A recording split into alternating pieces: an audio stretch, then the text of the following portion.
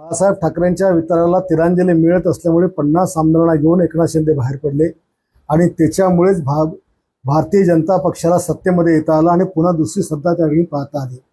आणि एकनाथ शिंदे साहेबांना ममता बॅनर्जी करणं इतकं सोपं पण त्या ठिकाणचं नाहीये, कारण शेवटी त्यांच्या पाठीमागे जनता आणि तसं त्यांनी काम केलेलं आहे। अब्दुल सत्तार जे काही बोलले त्यांची ही व्यथा ही खरोखर व्यथा आहे।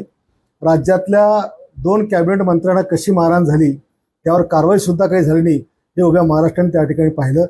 अजितदादांच्या पत्नी सुनेत्राताई यांचा अर्थ खातं सुद्धा अजून त्यांना मित्रपक्ष आमचा देत नाही, त्याच्यामुळे त्यांच्या सोबत सुद्धा आमच्यासारखाच खेळ होतो की काय असं आम्हाला दिसून राहिलेलं आहे। आणि माझ्या मतदारसंघात सुद्धा मी काही लक्षवेधी लावल्या तर भारतीय जनता पक्षाचे ज्येष्ठ मंत्री ते माझे लक्षवेधी सुद्धा लागू देत नाहीत। आणि भूखंड ज्या लोकांनी खाल्लेत, ज्यांच्या मी लक्षवेधी लावल्या त्यांना पाठीशी घालायचं काम देखील या ठिकाणी होतं। एक माझ्या मतदारसंघात सुद्धा मला मोठ्या प्रमाणामध्ये या माझ्या मित्र पक्षाचा म्हणजे अन्याय आणि त्यांचा हस्तक्षेप मला या ठिकाणी पाहायला मिळतोय आणि हे या राज्याकरता चांगलं नाहीये। एक महायुती म्हणून आम्ही संपूर्ण लोक मराठा आम्ही एकत्र असताना आम्ही एकोप्याने काम केलं पाहिजे।